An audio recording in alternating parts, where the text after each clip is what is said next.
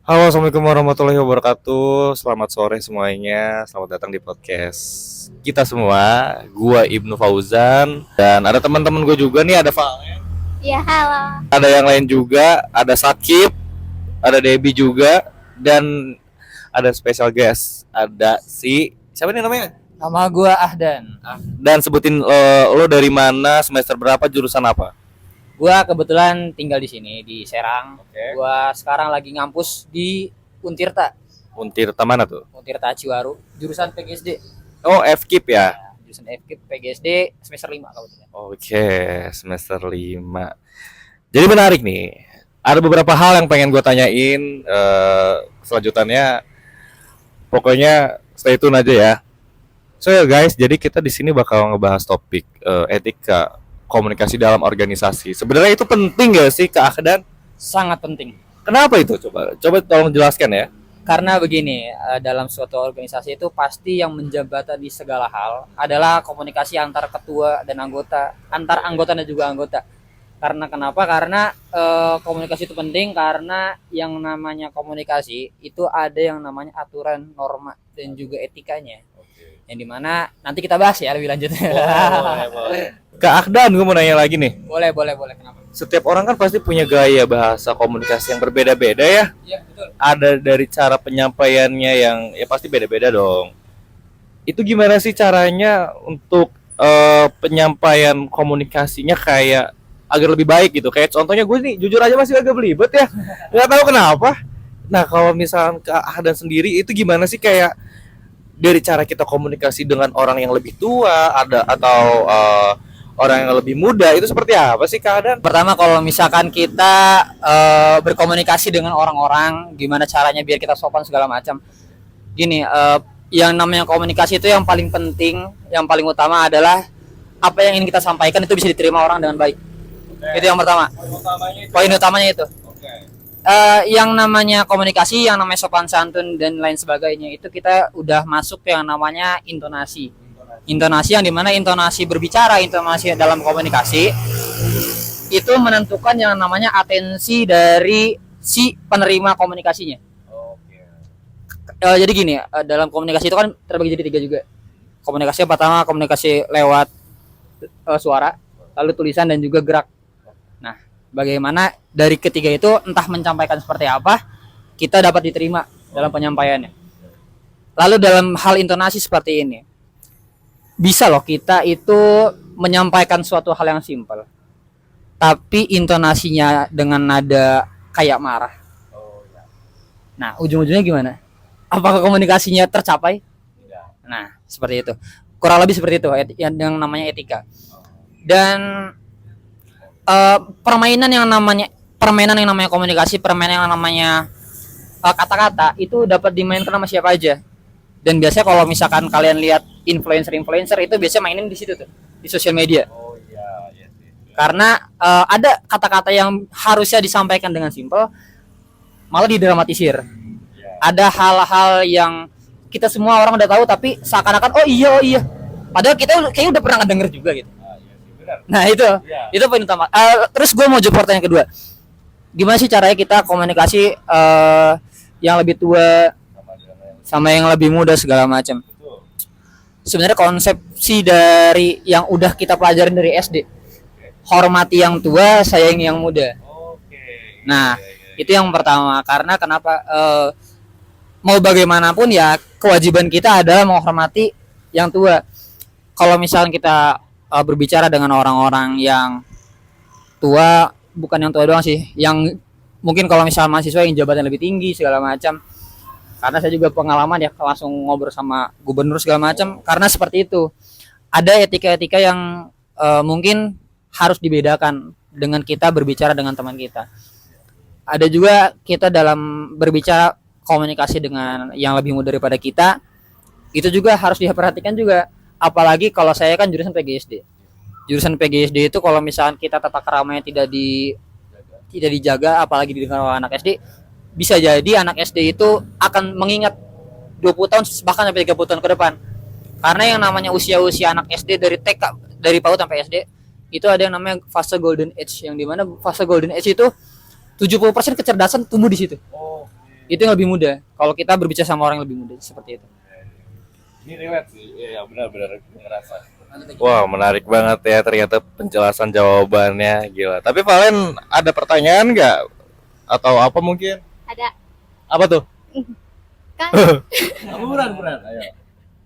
Kan- kan pasti dalam organisasi itu ada ini kan, apa sih, ada aja kesalahan dalam etika komunikasi yang sering terjadi itu di organisasi. Ibnu yang terjadi di organisasi itu apa ya kak biasanya? Wih, kan kayak kadang tuh kebanyakan miskom ya, padahal kita udah ngasih tahu di grup gitu, tapi ada aja yang nggak balas. Terus kadang kalau rapat nih itu pasti ada yang nggak hadir tapi tanpa minta izin. Itu gimana? Itu gimana sih penjelasannya? Mungkin kalau menurut Kak Ahdan itu seperti apa sih Kak?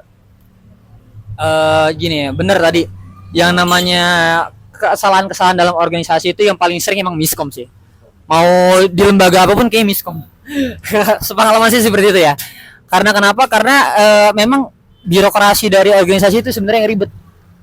Kerasa nggak? Kalau misalkan ada ketua, ada kepala bidang, ada kepala divisi, ada kepala lagi. Apalagi kalau di dalam lembaga pemerintahan tuh lebih ribet lagi. Kalau misalkan di lembaga pemerintah ada gubernur, bawahnya ada misalkan bupati wali kota, ada kepala dinas, ada kepala bidang, ada kepala ya dan sebagainya gitu. Lalu kalau misalkan dari segi organisasi kampus ya misalkan tadi ya.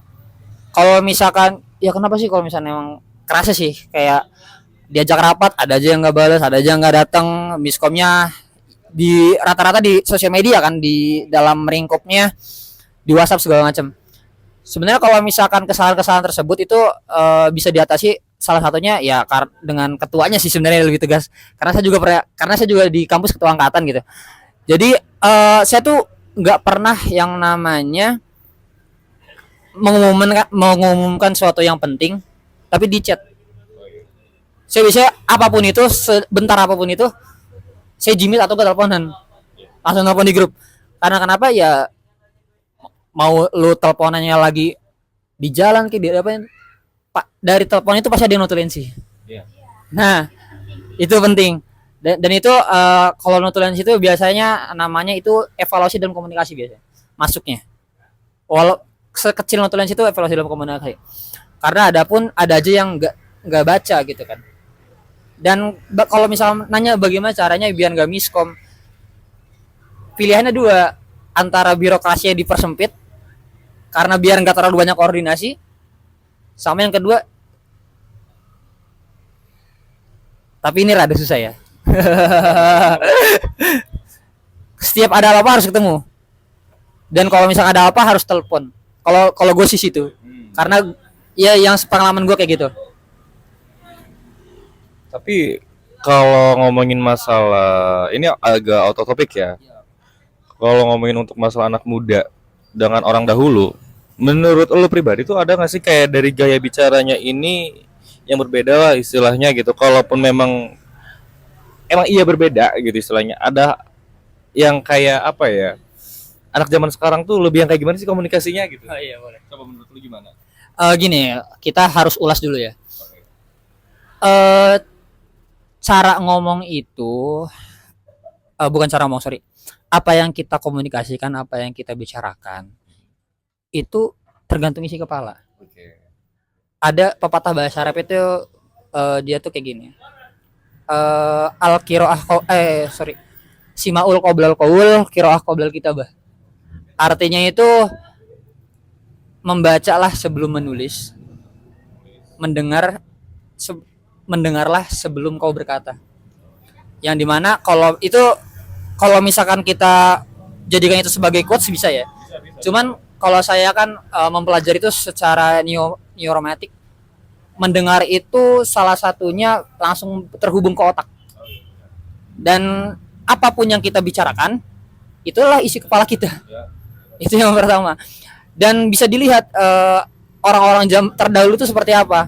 Orang-orang terdahulu bacaannya seperti apa. Orang-orang terdahulu dia tuh mendengar apa. Maksudnya mendengar apakah, kan kalau misalnya kita sekarang interaksinya hampir 24 jam dengan medsos. Nah di medsos kita mendengarkan apa, kita melihat apa. orang zaman dulu seperti apa, mendengarkannya bagaimana. Dan pasti akan ada perbedaan. Setiap zaman pasti ada perbedaan. Pasti. Jangan kan setiap zaman komunikasi itu kan namanya itu apa ya? Gue lupa lagi. Pokoknya knowledge yang bisa berubah. Dan berubahnya itu dalam jangka waktu rata-rata 2 bulan sampai 3 bulan. Bisa jadi komunikasi yang sekarang kita jalani itu berbeda kondisinya dari 3 bulan setelahnya dan juga 3 bulan sebelumnya. Dan pasti itu ada. Karena kenapa? Karena yang pertama tadi kita mendengar sesuatu pun yang beda lagi, dan kita membaca sesuatu pun yang beda lagi. Jadi seperti itu. Dan kalau misalkan ditanya sekarang anak muda seperti apa sih gitu Ya. sebenarnya Kita jujur-jujur. iya. Kan anak muda. Ya. benar. Tapi, lo sendiri kan komunikasi juga sama ada yang lebih tua. Iya. Gimana sih menurut lo kayak pandangannya orang-orangnya untuk perbandingan generasi lah ya, mungkin Iya. ya milenial, Gen Z, Alpha, ya itulah gimana menurut lo gimana tuh? Sebenarnya gue nggak menuntut kalau misalnya ada yang bilang Gen Z lemah segala macam, Gen Z etikanya nggak bisa ini, kata-katanya. Sebenarnya gue nggak menuntut Gen Z atau enggak anak-anak muda zaman sekarang ini bobrok secara komunikasi, lemah secara mental, nggak menuntut. Karena gini loh, yang namanya suatu generasi sih ada siklusnya. Siklusnya itu yang pertama begini, kondisi yang buruk melahirkan generasi yang kuat, generasi yang kuat melahirkan kondisi yang baik, kondisi yang baik melahirkan generasi yang lemah. Itu bakal muter terus. Nah itu bisa kalian simpulkan masing-masing lah. Saya tidak bisa mengatakan oh anak muda ini komunikasi buruk ya, karena anak muda kan beda-beda juga gitu kan. Nah tapi itu siklusnya seperti itu. Iya. Tapi gue juga mau nanya lagi deh tentang mengenai ini, tentang pengalaman ya, mungkin pengalaman lo sendiri. Lo tuh pernah ngerasain ada komunikasi yang buruk nggak sih antara apa ya? Aduh nggak enak banget nih ngomongnya. Organisasi. Dalam organisasi mungkin, dan buruknya itu tuh seperti apa sih? Maksudnya kan tadi sudah dijelaskan juga memang, cuman agak inilah mungkin agak sedikit dijelaskan lagi mungkin. Ada nggak kayak gimana, dan berikan contohnya itu kayak gimana sih? Oh saya miskom, boleh. Ini gue contohin diri gue pribadi aja ya. Boleh. Soalnya kan kalau misalkan yang lain takut kenapa-kenapa gitu. Kebetulan gue tuh orangnya sedikit temperamen kalau di organisasi. Gue sedikit temperamen, ini jujur aja. Karena memang kalau apalagi kalau misalkan gue bukan menyombongkan diri ya. Cuman emang rata-rata gue menjadi punya jabatan lah bahasanya malah. Oh iya benar. Dan kadang mengatur orang-orang itu ya rada susah gitu ya. Dan kalau misalkan kita tidak tegas, kadang orang-orang nyepelin. Kalau misalkan kita tegas, orang-orang banyak musuhin gitu ya. Kan rada serba salah juga. Dan kadang gue temperamen di situ. Dan yang dimana sifat gue yang seperti ini biasanya itu menghambat komunikasi antara anggota biasanya. Ada yang bilang, kak ini mah begini jadinya mau ngapa-ngapain susah. Itu yang pertama, makanya gue juga sambari mengevaluasi diri sendiri juga gitu. Ya kalau sekarang rada-rada masih sudah menipis lah bisa dibilang ya. Jadi seperti itu kalau misalnya gue pribadi. Karena ya tadi kalau misalkan kita dalam emosi buruk, walaupun kita menyampaikan yang baik dan walaupun kita apa yang ingin kita sampaikan baik, tapi kita dengan adanya buruk ya tetap saja gitu orang-orang mungkin ngedengarnya nggak suka. Jadi seperti itu. Mungkin ada pertanyaan lagi. Menurut kakak pribadi nih, menurut lo sendiri, menjadi ketua anggota, lo apa? Ketua anggota ya? Gua Hima nggak jadi ketua. Tapi seumpama lo ketua anggota nih, tanda komunikasi organisasi nih, ibaratnya lo ketua anggota yang baik itu kayak gimana sih? Misalkan lo ketuanya nih, dan itu seperti apa gitu loh? Kalau menjadi ketua itu simpel lah sebetulnya. Apa tuh? Itu udah sebenarnya kalau di organisasi manapun kayaknya udah dijelasin. Komunikasi yang baik sebagai ketua itu adalah mempererat yang namanya komunikasi eksternal dan juga internal. Eksternal itu maksudnya untuk apa? Untuk kayak misalkan kita berkomunikasi kalau misalkan di kampus sama jurusan, sama pembina himpunan, sama pembina BEM, sama tokoh-tokoh misalkan pemerintahan, sama tokoh-tokoh masyarakat segala macam. Kita tidak boleh yang namanya meninggikan diri. Kadang mahasiswa itu ada aja yang terlalu tinggi gitu. Iya, pasti Ada aja yang merasa oh gue nih mahasiswa loh, nggak beli sama masyarakat, ada yang begitu. Itu yang pertama. Yang kedua, sebagai ketua itu harus untuk menjaga komunikasi internal. Karena kenapa? Kalau misalkan tadi kita itu yang namanya organisasi itu bergerak bersama. Kalau bahasa orang-orang harus solid segala macam, ya kan? Solid kata. Iya. Yang dimana kalau misalkan komunikasi kita buruk dalam internal, pastinya segala masukan, segala keluhan itu akan tidak akan ditampung sama orang. Bahkan banyak yang gibahin segala macam. Justru itu kalau menurut saya itu buruk. Karena kenapa? Karena kalau misalnya kita tidak yang namanya mendengar keluhan-keluhan dari anggota, ya organisasi nggak bakal maju. Otaknya cuma satu bahasanya. Iya, otak cuma satu, otak cuma kepala doang, cuma ketua doang. Kalau misalnya kita mendengar keluhan-keluhan dari anggota, otak kita berarti banyak kan. Itu nama organisasi. Makanya saya suka bilang ke teman-teman, apalagi sekarang kalau di Unter lagi pemira ya. Saya suka bilang sama teman-teman, yang namanya ketua itu tugasnya satu sebetulnya, bukan biar organisasi solid, bukan biar organisasi maju, bukan. Organisasi menjadi ketua yang baik adalah ketua yang mempersiapkan kader selanjutnya. Karena kalau misalnya kita udah berkomitmen untuk mencetak kader selanjutnya, kita bakal pol-polan ke seluruh anggota karena kita mencari kader yang baik gitu. Dan mencari kader yang baik itu susah. Gitu. Wis, bagus banget ya penjelasannya Kak dan ini. Mungkin ada pertanyaan? Apa tuh? Ntar ya, skip dulu. Lagi ya biasa lah ya. Namanya juga anak muda tanpa ada briefing segala macam. Oke, lanjut Boy, bisa dilanjut ini? Bisa? Oke. Kan kakak ikut organisasi. Pernah nggak kayak dalam organisasi itu dia ngomongnya tanpa etika? Contohnya kayak gimana tanpa etika tuh? Woi gitu. Iya, kayak nadanya tinggi gitu. Terus misalnya kan kita kayak kalau ngobrol nih, misalnya nggak jelas, itu pasti informasinya juga nggak jelas kan?